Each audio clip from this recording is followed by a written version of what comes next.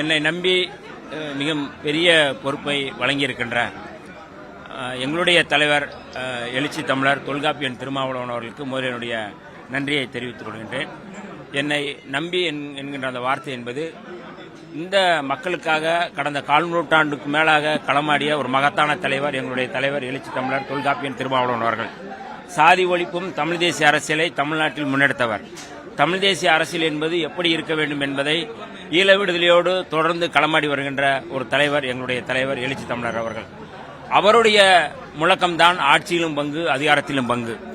எல்லாமே தமிழ்நாட்டில் ஒரு திசை வழி போக்காக எதையுமே தலைவர் அவர்கள் சொல்லிக் கொடுத்துதான் மற்றவர்களுக்கு தெரிகின்றது. இந்த ஆட்சியிலும் பங்கு, அதிகாரத்தில் பங்கு என்கின்ற முழக்கம் எங்களுடைய தலைவர் அவர்கள் எழுப்பிய முழக்கம். இந்த முழக்கம் இன்றைக்கு நிறைவேறுகிறது.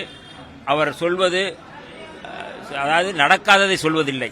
எப்போதுமே ஒரு கனவு அப்படிங்கிறது அது கனவு இல்லாது, அது இலக்கு. அந்த வகையில் இன்றைக்கு எங்களுடைய தலைவர் எழுச்சி தமிழர் அவர்கள் ஏற்கனவே முன்வைத்த அந்த முழக்கம் இன்றைக்கு நிறைவேறுகிறது என்பது விடுதலை சிறுத்தைகளுக்கு மட்டுமல்ல, ஜனநாயகத்தை இன்னும் கூடுதலாக ஒரு அதிகார பகிர்வை விரும்புகின்ற அத்தனை பேருக்குமே இது மிகப்பெரிய மகிழ்ச்சியாக இருக்கும்.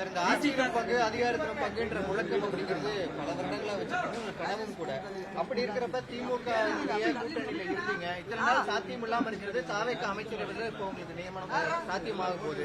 இதை எப்படி பாக்குறீங்க? இந்த நிலைப்பாடு தாவேக்கு எடுத்துக்கிறது எப்படி பாக்குறீங்க? இல்லை, எங்களுடைய தலைவர் அவர்கள் சொன்னது போல அவர்கள் அழைத்திருக்கிறார்கள், நாங்கள் இணைந்திருக்கின்றோம்.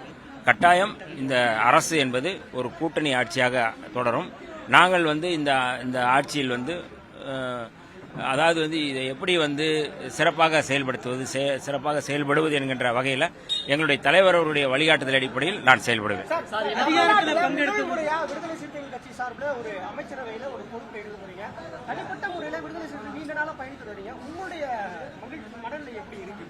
இல்லை, எங்களுக்கு எல்லாமே ஒண்ணுதான். போராட்ட களம்னாலும் ஒண்ணுதான், எங்களுக்கு அமைச்சரவைனாலும் ஒண்ணுதான். ஏன்னா நாங்கள் மக்களுக்காக பாராட்டக்கூடியவர்கள். போய் ஏசி ரூமில் போய் படுக்கக்கூடியவங்க. இப்போ இப்படியே போய் நீ போய் களத்தில் போய் இறங்கு அப்படின்னாலும் நாங்கள் அந்த களத்தில் இருக்கக்கூடியவர்கள். ஆகவே எங்களுடைய அதிகார பகிர்வு புரட்சியாளர் அம்பேத்கர் அவர்களுடைய கனவு அதிகாரம்தான்.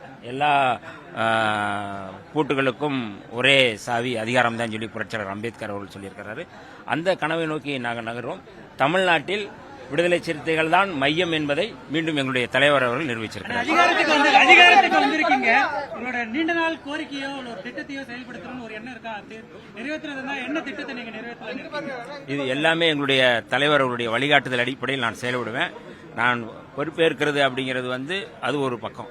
ஆனால் திட்டங்கள், செயல் திட்டங்கள் அப்படிங்கிறது எங்களுடைய தலைவர் அவருடைய வழிகாட்டுதல் அடிப்படையில் மக்களுக்கான திட்டமாக, மக்களுக்கான செயல் திட்டமாக நடக்கும். கட்டாயம் பாராட்டுக்குரிய, நேர்மையான, அதே போல மற்றவர்களுக்கு ரோல் மாடலாக நாங்கள் இருப்போம் என்பதில் எந்த மாற்று கருத்தும் இல்லை. ஆதரவு பெரும்பான்மை இல்லாத ஒரு சூழல்ல விடுதலை சிறுத்தைகள் கட்சி உட்பட ஒரு 4 கட்சிகள் திமுக கூட்டணியிலிருந்து 8 எம்எல்ஏக்கள் ஆதரவு தெரிவிக்கிறாங்க.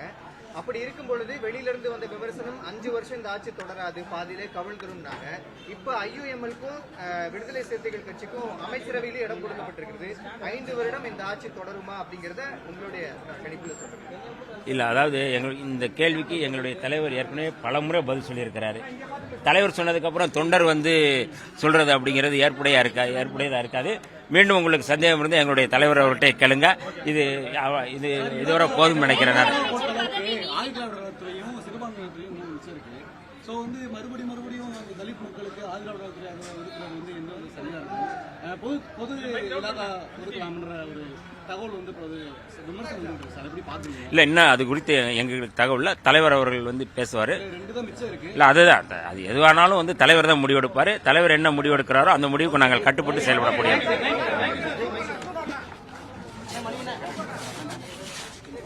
பிளே ஸ்டோர் மற்றும் ஆப் ஸ்டோரில் இருந்து பாலிமர் செயலியை QR கோடு மூலம் பதிவிறக்கம் செய்யுங்கள். செய்திகளை உடனுக்குடன் பெறுங்கள்.